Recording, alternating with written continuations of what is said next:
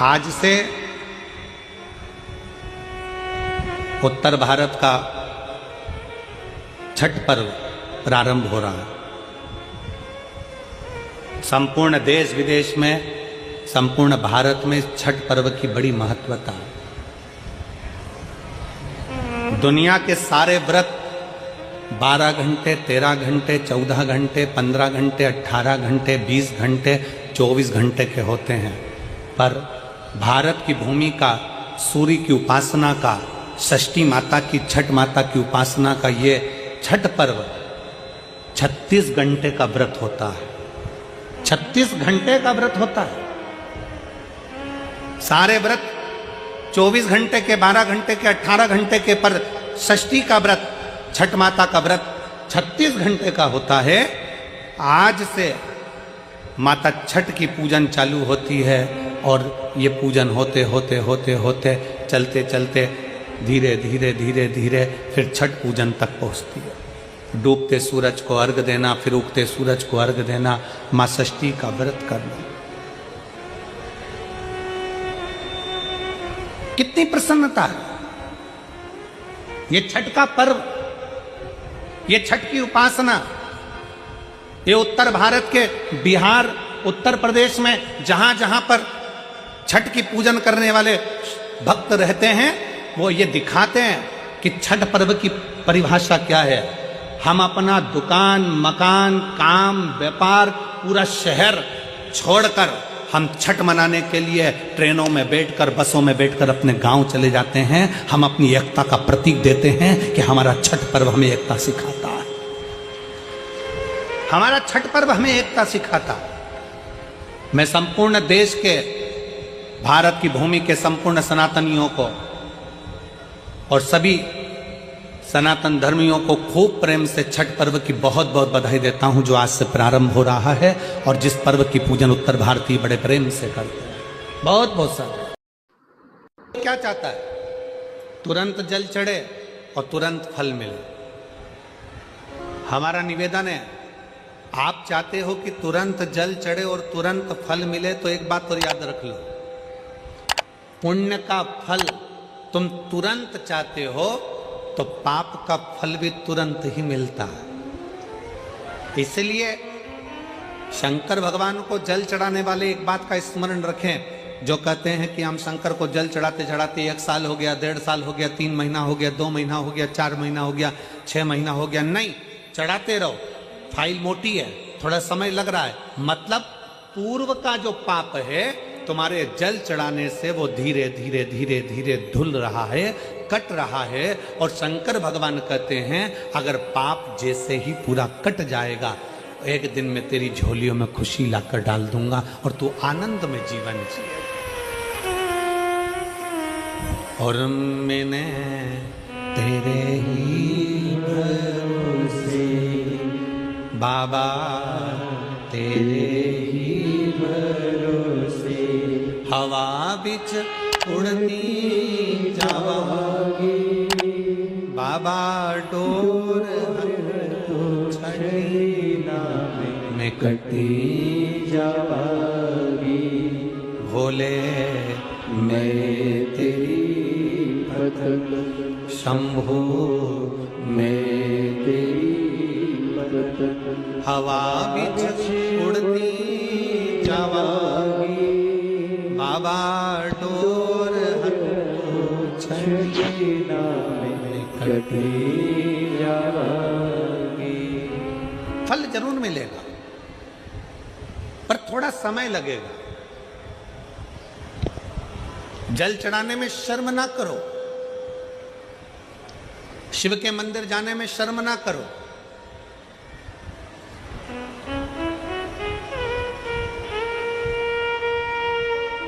कितना भी पैसे वाले हो, कितने भी करोड़पति हो, कितने भी धनपति हो, तुम्हारे घर में 25 नौकर लगे हो, तुम्हारे घर में 50 नौकर लगे हो, पर तुम्हारे नजदीक में अगर कहीं शिव महापुराण की कथा कुबेरेश्वर बाबा की कृपा से हो रही हो और कुबेर भंडारी अगर कथा कर रहा हो, तो ये विचार कर कर जाना कि मेरे धन दौलत तो एक तरफ, एक बार मुझे पंडाल में बैठकर बाबा की कथा कर तत्व ग्रहण करना है, वो अपनी तरफ।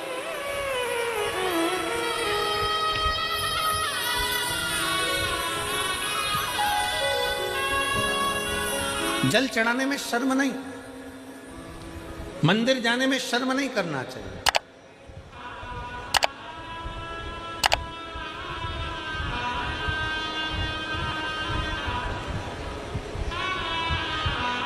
बड़ा मन दुखता है कभी कभी देखकर, सिख पगड़ी बांधता है तो अपने आप को गर्व महसूस करता है,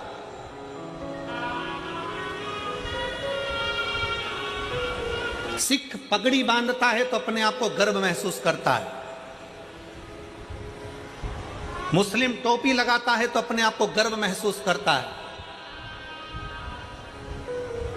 और हिंदू मस्तक पर तिलक लगाता है तो शर्म महसूस करता है। उसको शर्म नहीं आना चाहिए, गर्व महसूस होना चाहिए।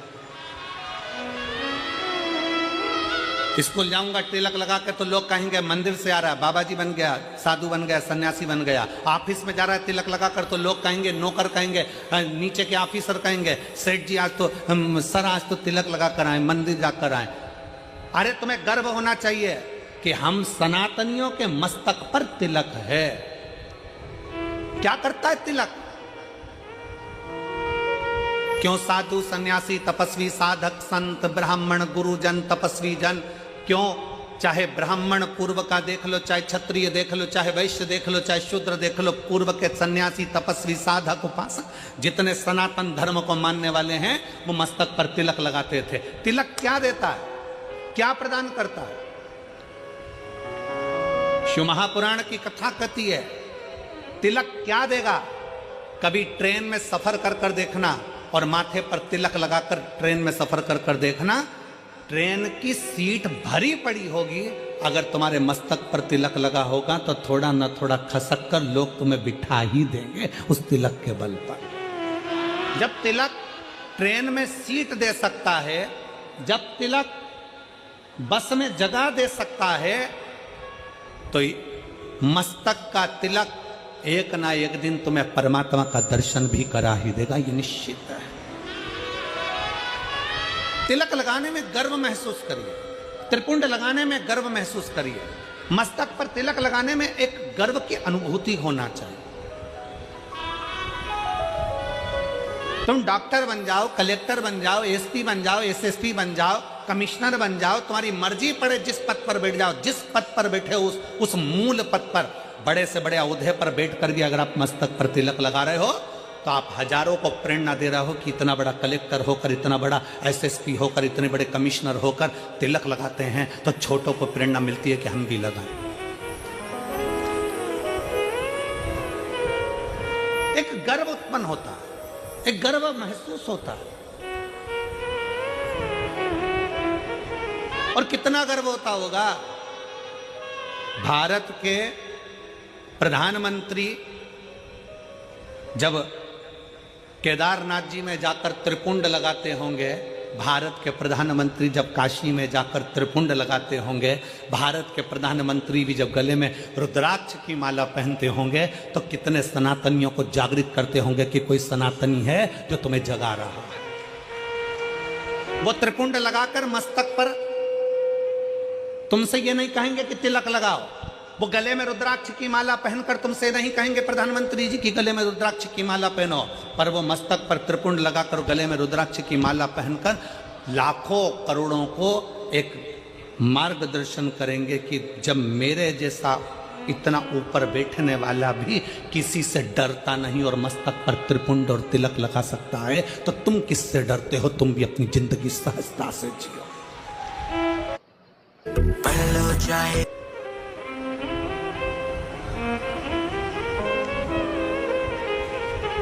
फरीदाबाद में बहुत सारी कंपनियां चलती हैं। हमको पाराशर जी कह रहे थे और उनके बेटे चिराग जी कह रहे थे, गुरुजी हमारे फरीदाबाद में बहुत सारी फैक्ट्रियां हैं, बहुत सारी फैक्ट्रियों में माल बनता है। जब चिराग मिलने के लिए हाथ उड़ाए थे तब कह रहे थे कि गुरुजी बहुत सारी फैक्ट्रियां फरीदाबाद में चलती, बहुत फैक्ट्री, जितनी फैक्ट्री में घूमना है घूम लो, सब फैक्ट्री में जो भी माल बनता है उसमें कंपनी का नाम लिखा रहता है। क्यों बेटा चिराग, सही है पाराशर जी? जितनी कंपनियों में माल बनता है उसमें कंपनी का ट्रेडमार्क लगा रहता है, ब्रांड लिखी होती है कि इस कंपनी का माल है। ये तिलक क्या है? इससे भगवान को भी मालूम पड़ जाता है कि कौन सी कंपनी का माल है। ये भी तो कंपनी का माल है, किस कंपनी को ये भी तो मालूम पड़ना चाहिए। मस्तक का तिलक हमें गौरव महसूस होना चाहिए, मस्तक का तिलक हमें एक आनंद की अनुभूति कराना चाहिए, आनंद की अनुभूति। शिव महापुराण की कथा कहती है, वो जीजी ने जब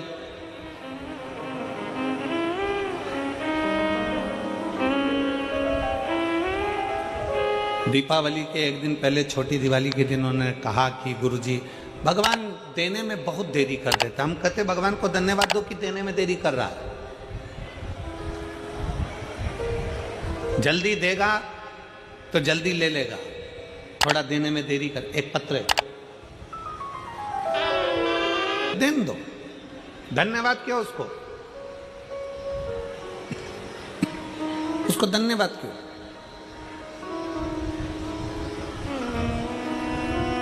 थोड़ा समय भले लग जाए। एक मां गर्भ में बच्चा होता है तो भगवान से कहती है भले समय लग जाए पर बच्चा स्वस्थ देना, उसको कोई बीमारी मत दे देना भगवान, उसको अच्छा दे। थोड़ा समय लग जाए फिर फल अच्छा दे। आप में से कितने लोग हैं जो शंकर जी के मंदिर में जाके एक लोटा जल चढ़ाते? हाथ उठाओ जरा। सब चढ़ाते हो? रखो रखो रखो, वापिस रखो। बहुत बहुत साधु बात है, चढ़ाना चाहिए। किसी को 1 साल हो गया, किसी को 3 महीने हुए, किसी को 6 महीना हुआ, किसी को 2 साल हो गया, किसी को 5 साल हो गया, किसी को 4 साल हो गया। जल चढ़ाते चढ़ाते चढ़ाते चढ़ाते इतना इतना समय हो जाए, लगे रहो।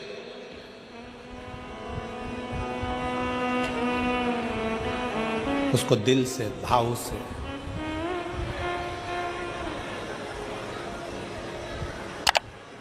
रिझाते।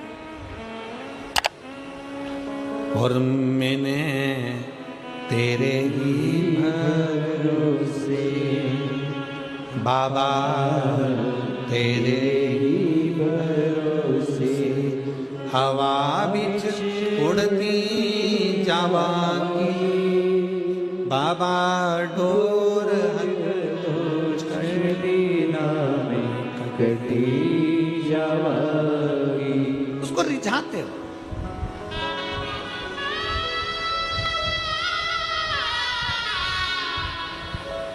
शिव महापुराण की शुरुआत एक देवराज नाम के ब्राह्मण से होती है, जो कभी शंकर के मंदिर नहीं गया था, जो कभी शंकर के शिवालय नहीं गया था, जो कभी शंकर का मंदिर नहीं देखा था, जो कभी शंकर का शिवालय नहीं देखा था, जिसने कभी शंकर का गुणगान नहीं किया था, ना कभी शंकर की कथा सुनी।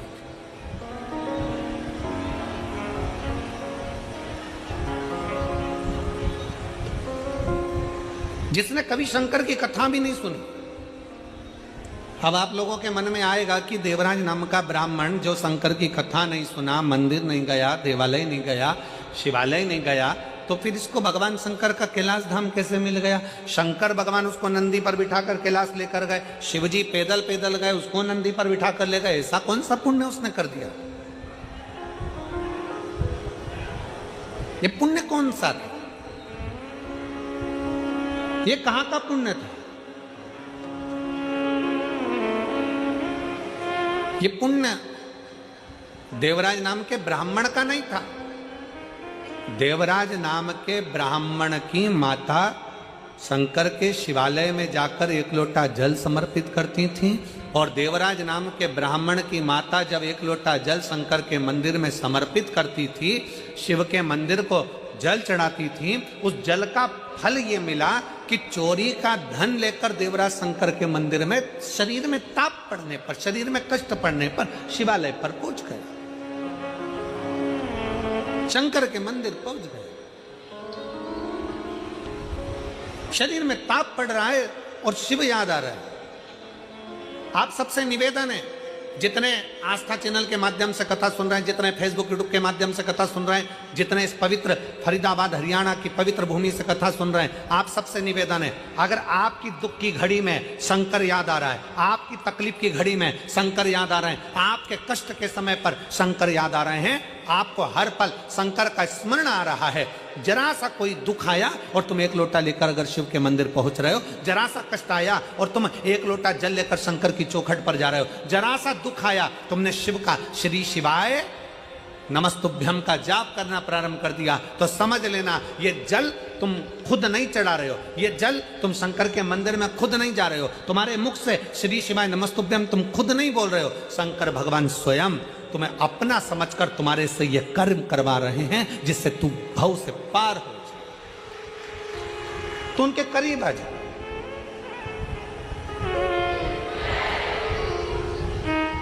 कोई दूसरा नहीं करवा रहा है, शिव स्वयं, शंकर स्वयं करवा। एक पत्र का है शंकर के प्रति, हमारा एक लोटा जल जो हम शंकर के मंदिर में लेकर जा रहे हैं, हम एक लोटा जल जो शिव जी को चढ़ाने के लिए जा रहे हैं, उस शंकर को चढ़ाने वाला एक लोटा जल हमारे कितने विश्वास को प्रबल करता है।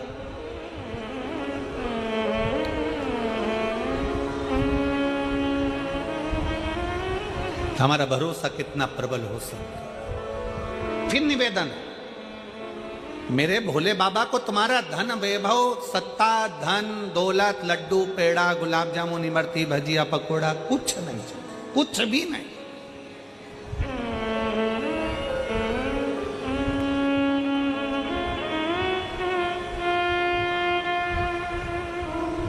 वो एक लाइन बोलते हो ना कि भगत के वश में,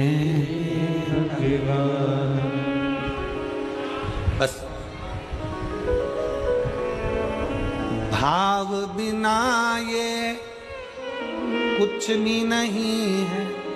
आपके भीतर का जो भाव हो, आपके भीतर की जो श्रद्धा हो, आपके भीतर